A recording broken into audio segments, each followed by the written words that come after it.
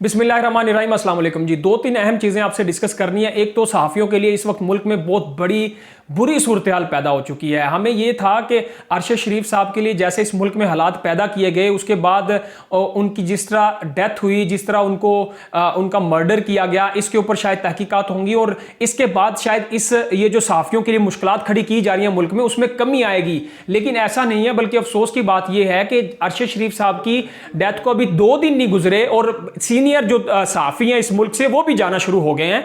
इमरान रियाज खान एक बड़ा नाम है, वो इस वक्त मुल्क से चले गए हैं। उनको किसने थ्रेड किया, कौन आके उनको उनके बच्चों की तस्वीर और उनकी लोकेशन दिखाता रहा कि ये देखें आपके बच्चे यहां रह रहे हैं और आप यहां रह रहे हैं, ये आपका घर है। ये कौन था जो अरशद शरीफ साहब के घर में इमरान रियाज खान को कह के गया? और उसके बाद इमरान रियाज खान ने खुद अतर काज़मी साहब को, जब मैं वहां पर मौजूद था, उन्होंने कहा कि यार ये मेरे साथ हो रहा है, ये लोग मुझे थ्रेड कर रहे हैं। तो जिसमें अतर काज़मी साहब ने उनको कहा कि आप अपने आप को सेफ रखें और कहीं सिक्योर जगह पे चले जाएं। अच्छा, ये इसकी सूरत हाल क्या थी वो भी मैंने आपके सामने रखनी है। मुईद पीरजादा साहब इस वक्त मुल्क से चले गए हैं।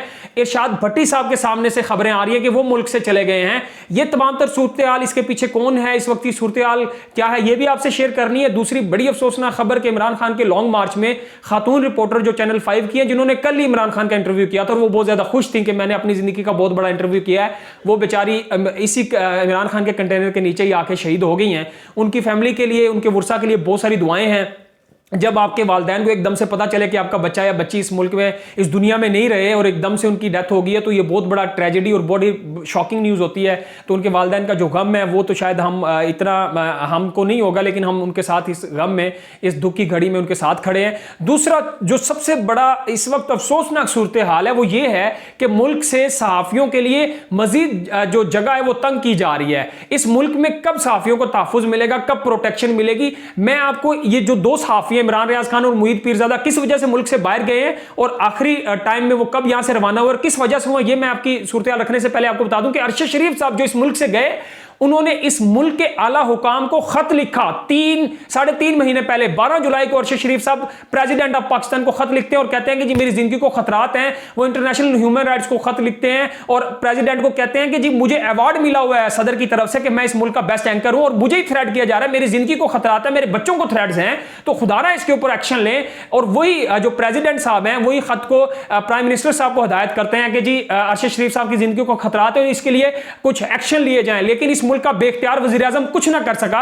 वो करता भी कैसे? क्योंकि अरशद शरीफ साहब तो इन्हीं की जो करप्शन है, इन्हीं की जो इन्होंने मुल्क को डबोया, इसी को तो बेनकाब कर रहे थे। तो जब आपको बेनकाब किया जाए तो फिर किस तरह इस मुल्क का बेख्तियार वज़ीर-ए-आज़म उनके लिए इक़दाम उठा सकता था? और फिर कैसे उठा सकता था? उसके तो हाथ में बेचारे के कुछ नहीं था। लेकिन जो लोग इस वक्त आला हुकाम ये कह रहे हैं, इस मुल्क के हुक्मरान ये कह रहे हैं कि अरशद शरीफ साहब की जिंदगी को कोई खतरा नहीं था, वो इस बात का जवाब तो जरूर देंगे कि अरशद शरीफ के ऊपर 16 FIR किसने दर्ज की थी? राना सनाउल्लाह इंटीरियर मिनिस्टर है, उसके नीचे सारी मशीनरी है, सारी पुलिस उसके नीचे। किसने 16 FIR अरशद शरीफ पे दर्ज करवाई और किस वजह से उसको ये मुल्क छोड़ना पड़ा? और किस वजह से अरशद शरीफ के लिखे गए खत के ऊपर क्यों एक्शन नहीं लिया गया, क्यों इकदाम नहीं उठाए गए? प्रेसिडेंट साहब अगर थोड़े बहुत इख्तियार आपके भी थे तो आप भी तो उसके ऊपर कोई ना कोई प्रोटेक्शन दे सकते थे, कोई अपना जाती इख्तियार इस्तेमाल करके कर सकते थे। लेकिन इस वक्त की जो सूरत हाल पैदा हो चुकी है, अरशद शरीफ साहब को इंसाफ कैसे मिलेगा, उनकी फैमिली को इंसाफ कैसे मिलेगा? वो इस मुल्क से जाते हैं, दुबई जाते हैं, फिर दुबई जाने के बाद यह कहा जाता है कि अरशद शरीफ साहब का वीजा वहां से एक्सपायर हो गया था। उसको काशिफ अब्बासी ने जो प्रोग्राम किया उसमें उन्होंने जो उसके वीजे की डिटेल थी, डॉक्यूमेंट्स थी, वो दिखा दिए हैं कि अरशद शरीफ का अभी वीजा जो एक्सपायर होने में 18 दिन बाकी थे। तो इस वजह से उनको, और फिर अरशद शरीफ साहब के बारे में ही काशिफ अब्बासी ने कहा कि मैंने उनको वीडियो कॉल पे लिया, क्योंकि जो मोईद यूसुफ थे उनकी सालगिरह के मौके पर उन्होंने वीडियो कॉल की अरशद शरीफ को। तो अरशद शरीफ ने कहा कि जी मैं नीचे जो है ना लॉबी में जा रहा हूं और जो दुबई के कुछ एम्बेसी के लोग आए हैं मुझसे मिलने के लिए। तो काशिफ अब्बासी ये बता रहे हैं कि मैंने उनसे पूछा कि क्या कह रहे हैं वो कहते हैं कि जी अभी मेरी उनसे बात नहीं हुई। जब बाद में कॉल पे बात हुई तो काशिफ अब्बासी को अरशद शरीफ ने ये बताया कि एम्बेसी के लोग कह रहे हैं कि आप दुबई छोड़ दें। तो अभी हमारे हुक्मरान कहते हैं कि जी दुबई तो छोड़ने का उनको कहा नहीं गया था। तो ये हकायक कुछ इस तरह से है कि हमारे सहाफियों को पहले तो कभी भी इंसाफ नहीं मिला, तो क्या अरशद शरीफ मरहूम के कातलों का खोज लगाई जाएगी?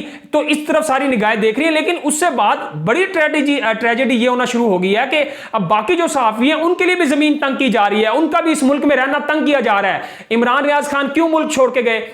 जिस दिन अरशद शरीफ की डेथ हुई उनके घर में इमरान रियाज खान अपने व्लॉग में भी कहते हैं, अतर काजमी को उन्होंने कहा कि यार ये लोग मुझे तंग कर रहे हैं, सफेद कपड़ों में कोई आदमी आता है और अरशद शरीफ को कहता है ये आपके बच्चे हैं, ये आपकी लोकेशन है, आप यहां रह रहे हैं और आपको पता है ना कि अरशद शरीफ को कैसे मारा गया है, सामने से गोलियां मारी है, साथ खड़े करके ब्रेस्ट गोलियां मारी है। कौन था वो जो इमरान रियाज खान को ये कह रहा था, जिसकी वजह से इमरान रियाज खान को वो बेचारा जो जिस तरह का जितना वो नडर इंसान है, जितना उसने सैलाब में लोगों के लिए काम किया, हुकूमत भी नहीं कर सकी। किसने किया है?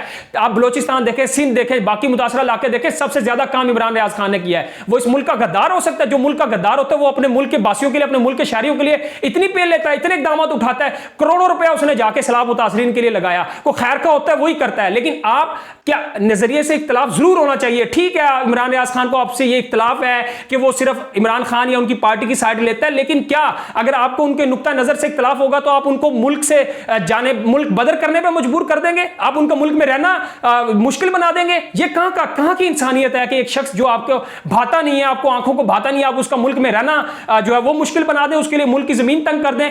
असल इंसानियत और असल जमहूरियत तो ये है कि जो आप पे तनकीद कर रहा है बड़ी तसल्ली से उनसे सुने, आप उनसे इख्तलाफ राय रखें। और इस वक्त इस मुल्क के शहरियों को तहफ़्फ़ुज़ देना किसकी जिम्मेदारी है? रियासत की है ना, स्टेट की जिम्मेदारी है शहरियों को तहफ़्फ़ुज़ देना।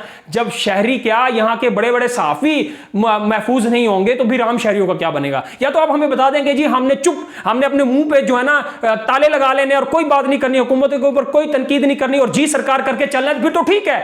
अगर हम हुकूमत में इख्तलाफ कर सकते हैं, तनकीद कर सकते हैं, तो फिर प्रोटेक्शन देना किसकी जिम्मेदारी है? मैंने इमरान रियाज खान का वाला आपको बताया कि उनको जिस तरह धमकियां दी गई, जैसे पहले उनको थ्रेड किया गया और अभी भी उनके बच्चों को, और इमरान रियाज खान ने कहा कि जी अगर ये थ्रेड मुझे होता ना तो मैं मुल्क छोड़ के ना जाता या मैं कहीं साइड पे ना होता। ये थ्रेड है मेरे बच्चों को, मेरी फैमिली को, और सबसे बड़ी कमजोरी आपकी फैमिली और आपके बच्चे होते हैं, जिस वजह से मजबूर होकर उस शख्स को मुल्क छोड़ के जाना पड़ा है। लेकिन उसने फिर भी व्लॉग्स में कहा कि वो सच और हकीकत और अरशद शरीफ के मुकदमा वो जरूर लड़ेगा, और अरशद शरीफ का मुकदमा हम सब पे लड़ना जरूरी है। वो इस मुल्क की इस मट्टी को मकरूज बना के गया है। उसने क्या नहीं किया अरशद शरीफ ने इस मुल्क की खातिर? सिर्फ वो हक और सच की बात करता था।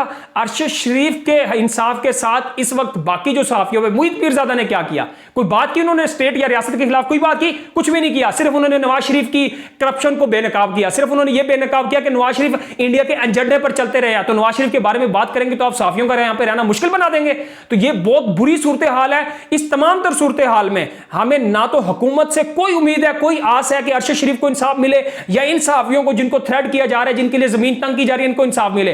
इस तमाम सूरत हाल में सिर्फ हम हाथ जोड़ के एक ही उम्मीद और एक ही आस रखते हैं chief justice of Pakistan justice Umar Ata Bandial पे कि उनका ऑर्डर, उनका लिया हुआ एक नोटिस, उनका आज खुद नोटिस शायद इन सहाफियों को, इनकी फैमिलीज को, इनके बच्चों को प्रोटेक्शन दे दे। तो खुदा के लिए चीफ जस्टिस साहब आप इसके ऊपर नोटिस लें। इसके अलावा कोई आस, कोई उम्मीद, कोई जरिया हमें नजर नहीं आ रहा कि जो हमें प्रोटेक्शन दे, क्योंकि इस मुल्क में अब सहाफियों का रहना मुश्किल बनाया जा रहा है। उनके लिए जमीन तंग की जा रही है। उनको प्रोटेक्शन देने के बजाय जो लोग तनकीद करते हैं, जो ये समझते हैं कि हुकूमत के जो नाकदीन में से हैं, जो हुकूमत के ऊपर तनकीद करते हैं, उन सब के लिए मुश्किलात पैदा की जा रही है। तो ये सूरत हाल अगर आज इस मुल्क इंपोर्टेंट हुकूमत, फाशिस्ट हुकूमत के दौर में हो रही है, और जो कहती है कि हमने सहाफियों को बड़ा तहफ़्फ़ुज़ दिया, जो इमरान खान के दौर में कहती थी कि हम सहाफियों के साथ खड़े, और ये हाल सहाफियों के साथ हो रहा है। ये हाल जो सहाफियों के साथ किया जा रहा है इस मुल्क में, कभी पहले ऐसा कभी हुआ? बनाना रिपब्लिकन में भी ऐसा नहीं हुआ, मार्शल लॉ के दौर में भी ऐसा नहीं हुआ कि आप सहाफियों को फैमिली, कभी जिंदगी में हुआ कि एक सहाफी जो इस मुल्क से चहकता हुआ, चीखता हुआ, चिल्लाता हुआ इस इदारों को बेनकाब करके गया, प्रेसिडेंट को कह के गया, प्राइम मिनिस्टर को कह के गया, इंटीरियर मिनिस्टर को कह के गया कि भाई मेरी जिंदगी को खतरा है, लेकिन इस मुल्क के मुहाफिज अरशद शरीफ को तहफ़्फ़ुज़ ना दे सके, और उसके बाद अब जो साफी हैं उनके लिए भी रहना मुश्किल बनाया जा रहा है। तो ये बड़ी अफसोसनाक सूरत हाल है। इसमें सिर्फ अल्लाह से दुआ की जा सकती है, और चीफ जस्टिस साहब आपसे मुतालबा है हम सब साफियों का कि खुदारा इन साफियों के लिए जो इस वक्त हालात पैदा किए जा चुके हैं, इसके ऊपर नोटिस लें और इनको तहफ़्फ़ुज़ फराहम करें। आज के लिए इतना ही। Thank you so much.